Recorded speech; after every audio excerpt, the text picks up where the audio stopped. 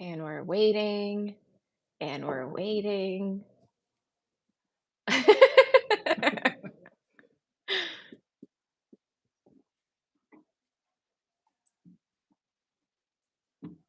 And we are live. All right, perfect. Okay, so welcome back to the 12 Days of DFIRmas. We have Marcos with me here today on the podcast. I'm really excited to learn about all of the things that you've been doing throughout 2023. And I do have to, before we get started, apologize. I am in a conference room at the office because the power decided to go out. So we are going to pray that this works and everything runs smoothly from here on out. So, Marcos, do you want to introduce yourself and just tell us a little bit about you and how you got into digital forensics? Okay. Good morning, everyone. My name is Marcos Ortiz. I'm a detective with the City of Seattle Police Department. I've been there for 25 years, and I initially started like everybody else in patrol. But Seattle being one of the larger agencies in our area, we have tons of different departments that you could go to, which was one of the main reasons why I picked Seattle when I decided to go into law enforcement. Um, I started out at patrol, and then I did narcotics for about 6 years.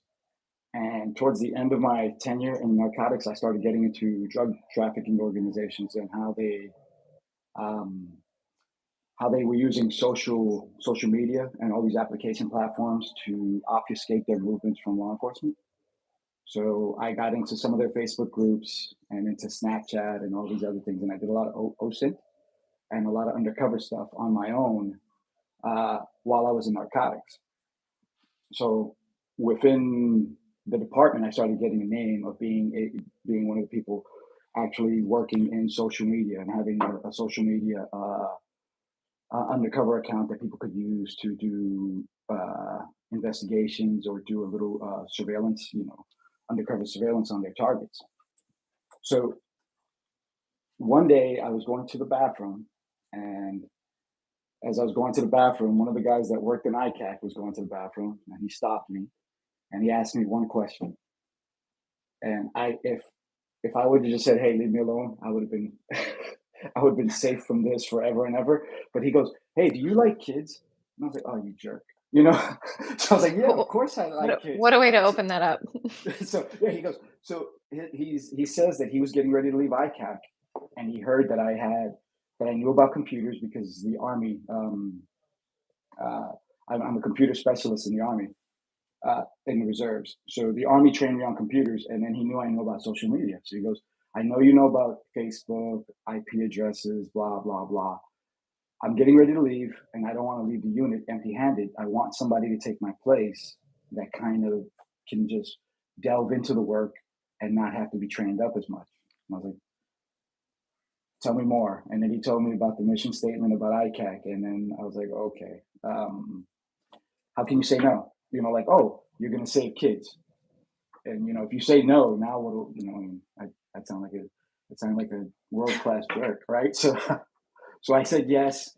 I applied for the job. I got the job, and I ended up in ICAC. Stayed there for as an investigator for about 3 years. When I noticed that the forensic workload was getting heavier and heavier, and we had two forensic guys in there.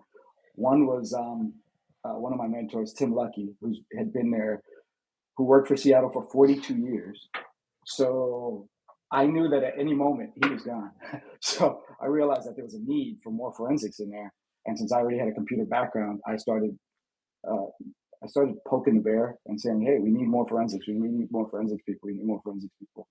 I mean, a city of the size of Seattle, we definitely are still understaffed in our forensics department. But I was able to finally convince them to let me do halftime investigations, halftime forensics. Once That's I got hard into to the manage, I would have bet. Oh, it was insane. As soon as I got into the office, I finished up all my investigations that I still had, my original caseload, but then my forensic caseload just started coming and coming and coming. And at one point, I was like, I'm staying late every day after work, and I'm not putting in my overtime sheet because I'm trying to be quiet. I want to make sure no one knows I'm there so they don't pull me back and put me back into investigations. Um, but then, I mean, maybe 3 months in, there was there were no more investigations and forensics. Awesome. So So for our listeners who might not be familiar with the ICAC community, can you kind of tell us what ICAC is and just like a little summary of what they do? sure. So ICAC is like the Internet Crimes Against Children, and it's a task force. Currently, I mean, I couldn't tell you. There's hundreds of agencies nationwide that are involved, federal, local, law enforcement, and civilian sector. That what we do is we get together and we work investigations to towards getting children that are being exploited online. Either their images of them being sexually exploited, being sold, being distributed, traded, or actively being uh, human trafficked on the internet. So, uh, I'm sorry, I'm blanking out. So It's okay. we we have three main types of investigations. One is like a proactive type of investigation where we do undercover chats, where we pretend to either be a parent or a child that is online and is looking for either sexual partners or partners involved in this area. And then with these type of investigations, we'll trap or we'll contact people with like interest, and we have them come meet us, and then we'll discuss, their actions, and we'll arrest them.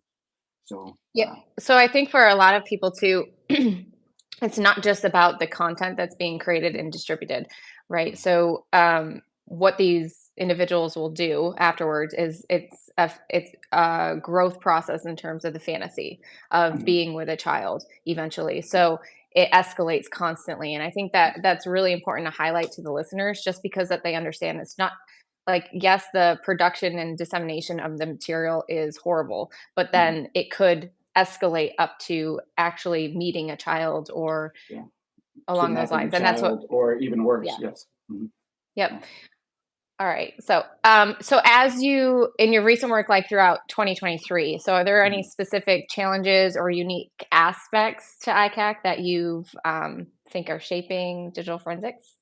So I'm going to go back to 2022 because for 2023, uh, I'm still in the Army Reserves, and the Army actually snatched me up for all of 2023, and I'm on a leave of absence from the police department currently, working for the U.S. Army.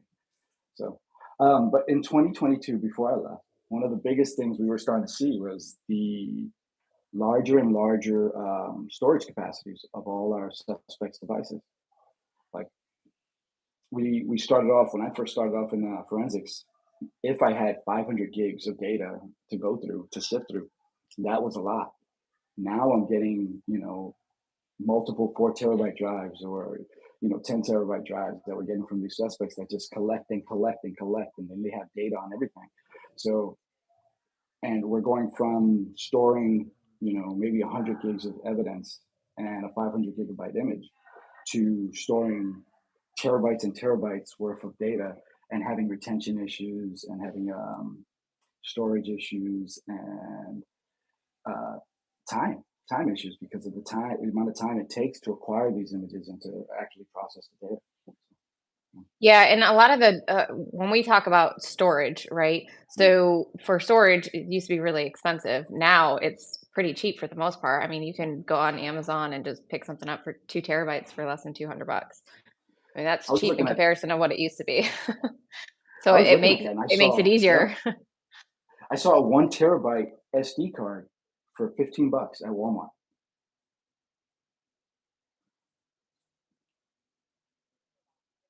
We're back.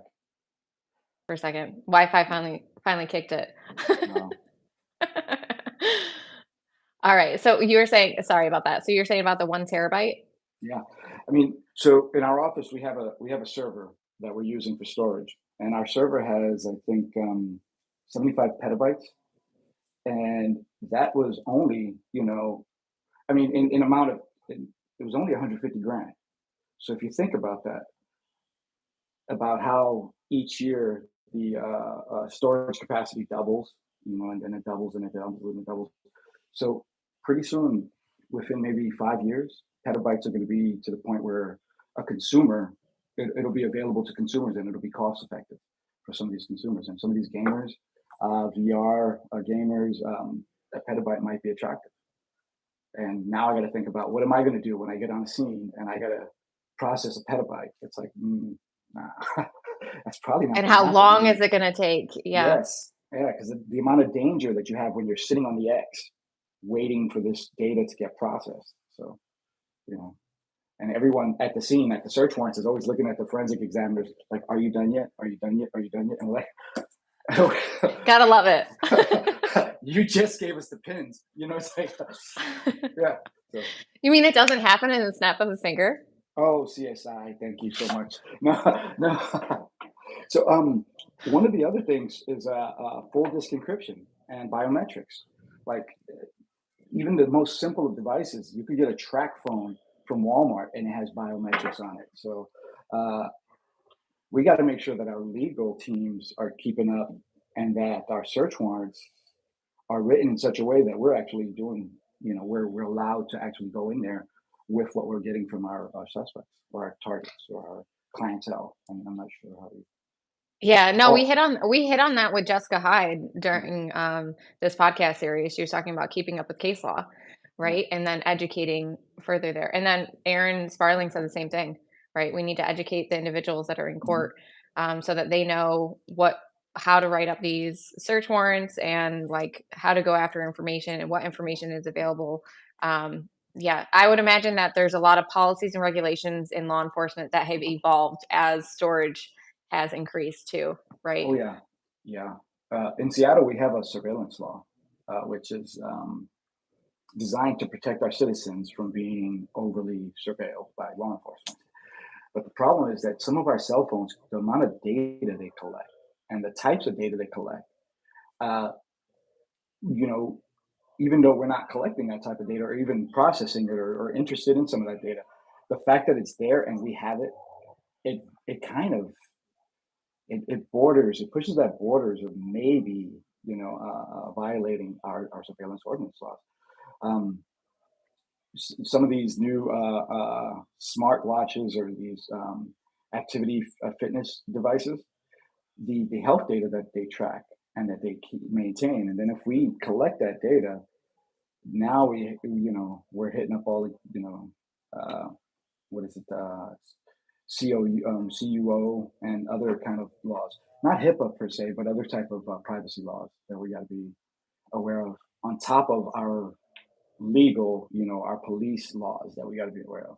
So, How often are those laws updated to keep track with? I mean, because emerging trends, techniques, technologies that are coming out, how mm, often are they updated? not very often. Some of those laws are from we're working with some laws from 1979. You know, but I know California is really good at maintaining laws to protect their people from over you know overextension of either law enforcement or digital intrusions. So, but not often as they should be. I think as people become more aware of the data that's being collected and the fact that it's not as protected as they believe it is, they might make more demands for those laws to be in place. But right now, there aren't as many as they should be, I believe. So, in your personal opinion, how often do you think they should be updated? In my opinion, I would Yeah, because I say, mean, like you're interacting with the data, right? So you kind of see yeah, the lines and where they're being blurred. for my protection as an examiner and for my investigators' protection, I would say that those things need to be looked at like once a year because as these companies get more and more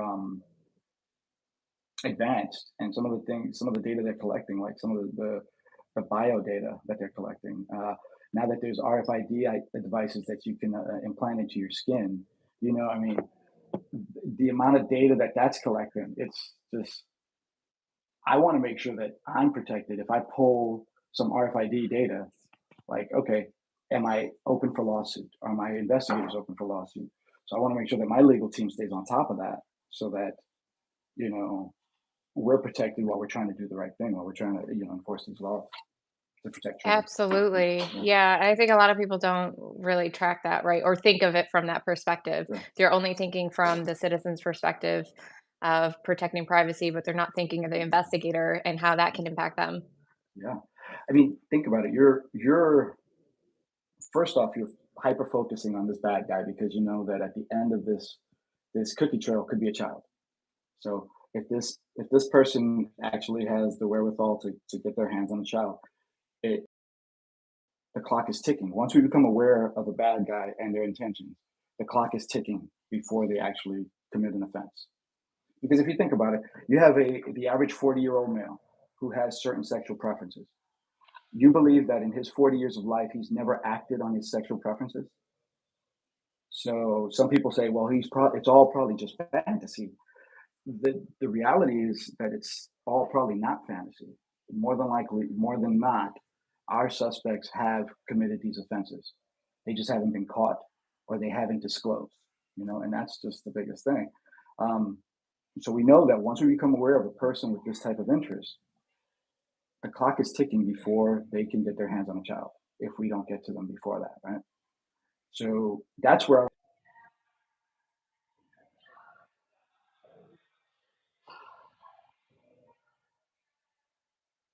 foreign companies, I mean, from the some of these internet companies, internet providers, or ISPs or ESPs, is this data okay for me to have, and is it safe for me to have, and is it safe for me to put in a court document?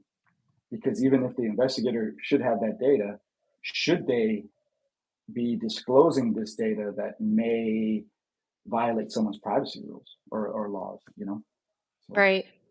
Yeah, all of this plays a huge impact, and especially in court proceedings, right? I would yeah. imagine that that can probably make or break a case where someone is being like justice is properly being served or not. Just a small nuance. Unfortunately, I found that most of our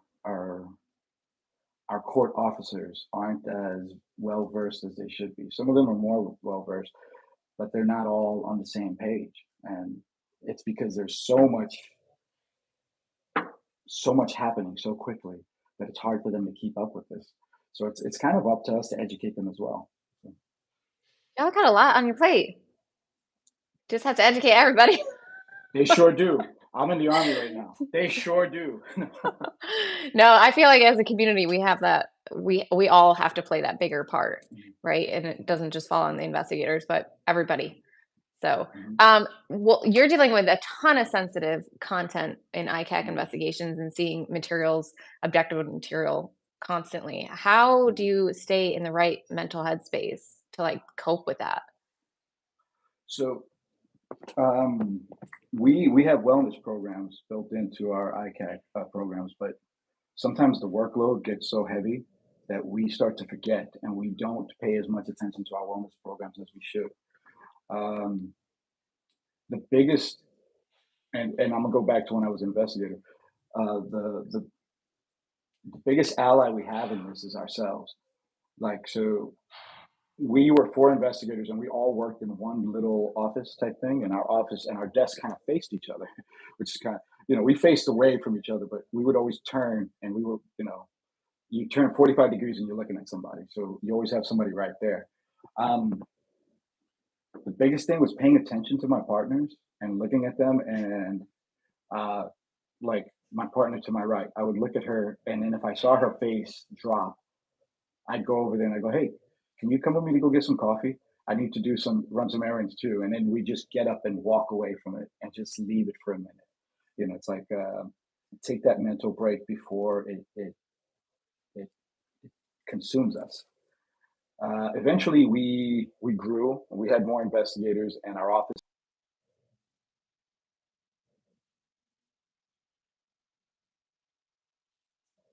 around and talk to each other, and we laugh and we joke, and sometimes appropriately inappropriately. But and that protects us. That's it's all part of our resilience. But we still get up and we go and we say, "Hey, it's time to go get some coffee." And I think that's been the biggest, the biggest saving point for us. And then sometimes getting to the point where it's the time to walk away. Like my partner, that came with me to ICAC at the same time. At one point, he's like, I'm going to go and apply for a homicide position because I'd rather look at dead bodies. And he's in homicide now, and he left, but he knew he got to that point where it was time to just go. And we all need to know that we have a half life in this, and some of these images can can leave an imprint. I mean, I still have nightmares on some of them, and these were 6 years ago for some of them for me, and I'll if I get triggered by something, I could bring up the image like perfectly. And I can, if it's a video and I forgot to turn off the sound, I can hear the sound. It's like the whole thing comes right back to me. I'm like, ooh, okay, and I'll take that moment to breathe and do something else. But yeah, these can really leave a mark. Yeah, I would imagine. I used to work more counterterrorism cases, and it's the same thing. I always had personal outlets, but also like relying on my team members to break, up just whatever the intense images were on my screen, and Yeah, just kind of like yeah. chat through the day, weekend plans, Mhm. or we all, and I feel like in digital forensics, unfortunately, because of the content that we're viewing, have a dark, jaded sense of humor. So that always seems to help get through the day as well. And, So and, and it and it does, and it feels bad because no one else can listen to your jokes. Sometimes we would go to coffee or breakfast right after a search warrant, and we wouldn't realize how loud our voices would start getting until we look around and we see the little old lady in the corner cringing because of what we're talking about. I'm like I oops. think check, please. Like, I think we, I think we shouldn't have been talking about that here. So, but Yeah, yeah, and I think also it's important to have like a personal hobby too outside of work, hmm something that you can completely disconnect with. So yeah, for me, it's the gym, right? But I think you do a lot of artwork, right? yes.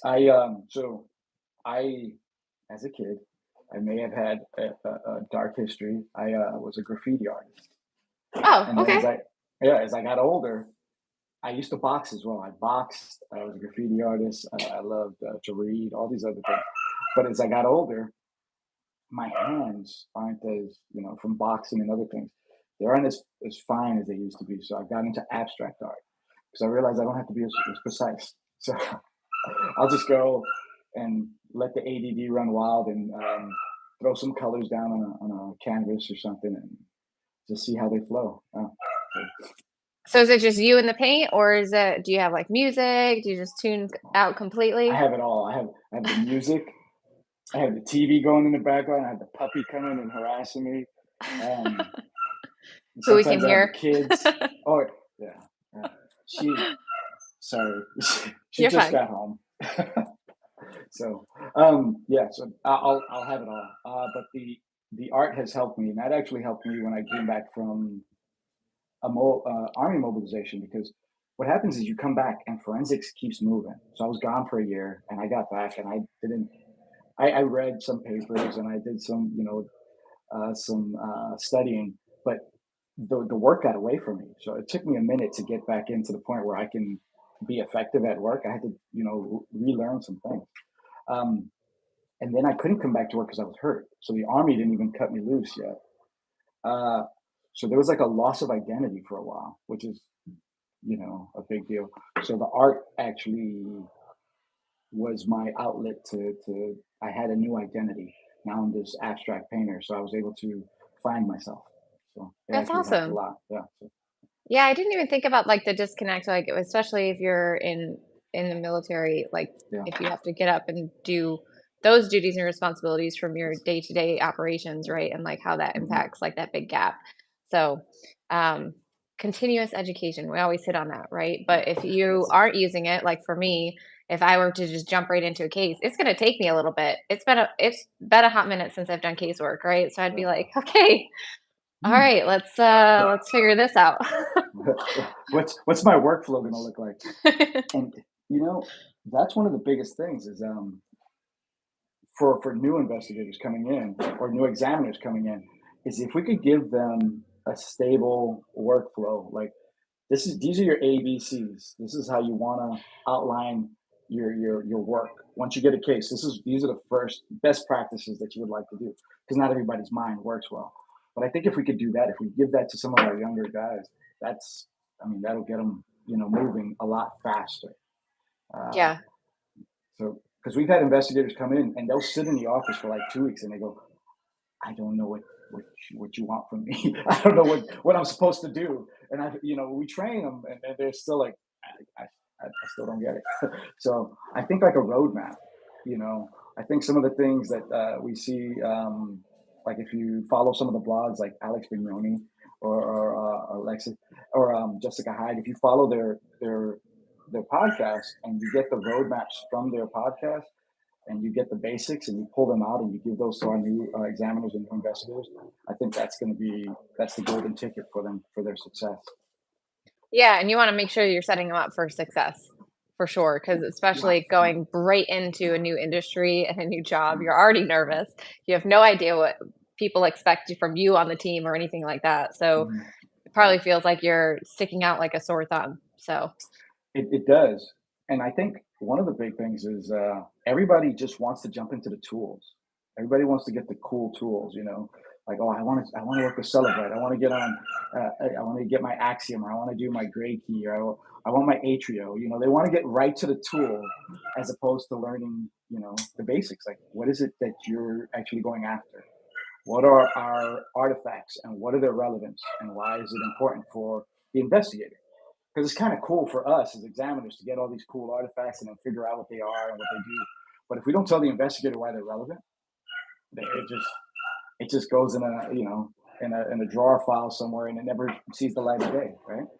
I always feel like, when you start your forensic career, it comes full circle, right? So, Yeah, like, as a green examiner, you wanna jump in there, you wanna dig around in the tools because you think, like, yeah. that's great, and that's gonna be the highlight of your day. Hmm. And the highlight of the day is the actual case, right? Yeah. So and you're like, "No, like, this is how this evidence plays into this case, and this is what the timeline looks like, and this is the Hmm. impact, and the whole big picture." And then as you go through your career, you're more focused in on new technologies, the storyline, the Hmm. impact. It's just interesting to see the whole entire life cycle happen.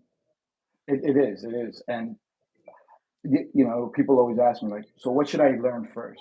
What should I learn first? And I go, um, computers. Go go to A+ class. Take an A+ class. Do the basics. Do the absolute basics before you start doing forensics. Like learn how things actually work, and then you can learn how to take them apart. You know, um, I think one of the biggest deficits that some of these new examiners have is that half of them don't learn file systems before they start working on computer forensics or digital forensics. And I'm like, well, if you know a file system, you know how the closet is organized. If you can know how the closet is organized, you can go into which drawer to find what you're looking for. You can go into the cabinet, you can go into the shelf, and you can look for what you're finding if you know how that file system puts things. If You know, Yeah, yeah. that's an awesome analogy.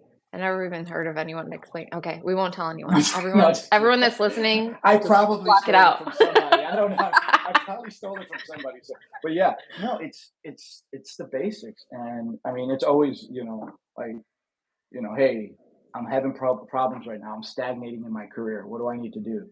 Go back to the basics. Find out why you loved it. Once you get to the basics, you know, like even in everything we do, it's like marksmanship. Like, okay, I want to become a better, marksman. How do I get better? Basics. Learn your breathing. Learn your trigger control. Learn your positioning. Sight and aiming, go back to the basics. If you go to the basics, then you can go to all the advanced, flipping the gun around and doing all this other nonsense. But as long as you got the basics, you're going to be good with all that other stuff. Same thing with forensics. Before you get all cute with everything and start deep diving and stuff, get the basics. Learn how an SQL database is put together. What's its purpose? If you know what its purpose is, then you could kind of, think tank your way through breaking it down, right? If some of the tools don't work, you can figure out other ways to do it if you know how it Practice works. critical thinking. Yes. Ah, critical thinking and analytical thinking. Yes. Yeah. Yeah. Very cool. It's an art for sure. So It is. looking ahead in 2024, what do you think we're expecting in the digital forensic community? What do you think's on the Whew. other side? All right. So um, RFID, VR, what else? AR. Um, I don't know. What do you think? VR is interesting, actually. I was Yeah. just talking to someone about that. So more of like, can I get this to play with it Yeah. for the It's sake of research? yeah, research. So I mean, uh, so let's say it's a VR headset, right, with a haptic setup, meaning that there is a setup that will provide stimulation depending on what you're looking at around your body. Let's say this is one of our guys using some kind of haptic stimulation. Can we get that data and use it in court? And Hmm. do these items already exist? Like, are there, is the sex industry already creating toys or devices that will provide haptic response to stimuli, video stimuli on the VR headsets? And can we marry that up with what the video was that they were looking at and their haptic responses to show that this person has a sexual interest in children? And I mean, without a shadow of a doubt, right? I mean, I think that's going to be one of our big challenges and one of the big takeaways coming 2024, 2025. We're gonna have to add that to the blog list so that people can research it and write a blog on it. That one might Add it be, to the list. This podcast has brought up so many different research projects, so it'll be good going forward. very cool. Very Well, cool. awesome. Before we conclude this episode, I do want to ask about your shirt. Is that Santa on the beach? That is Santa on the beach because I am jealous of my friend that lives in Tampa and was outside. I was in Texas where it was like 100 degrees one day and then it was 40 degrees the next day. And then I see a picture of my friend on the beach and I was so jealous. Social So media. yes. Triggered. Yes, totally triggered. But yes, it is Santa on a surfboard. Awesome. Well, it reminds me of Christmas in Hawaii, which I will take it. So Do it, yeah. So that sounds Christmas in Puerto lovely. Rico for me. Christmas in Puerto Rico for me. Yes. Yeah, it's not beach weather here. Oh, It's very cold, but it's fine. Very cold, I say. For us Floridians, it's very where are cold, you but at? 50, 58 degrees, it was 55. 50, I think it was 52 when I got up this morning, which was not pleasant. It's always a Oh, shock to the system too. I'm always like hunky dory going out the door and then slammed with cold air, and I'm like, oh, this is not what I was expecting. But yeah, yeah, it only lasts a yeah. week here. So it's worse in the desert because in the desert it's like 30 degrees at night, and then the sun comes up, and within minutes it's 72 degrees. So you have that same coat, and by noon you're sick. By noon you got the sniffles. So it is what it is, right? uh, All right. yeah. Well, it's been great talking to you. Thank you. Thank you so much for joining our podcast. I really appreciate it. So, tomorrow, for the people who are tuned in, we'll have Heather Tapentier from New York State Police. She'll be on, and she's going to share her insights as well for 2023 and 2024. So, awesome. I will talk to Bye. everybody tomorrow. See ya. Have a good day.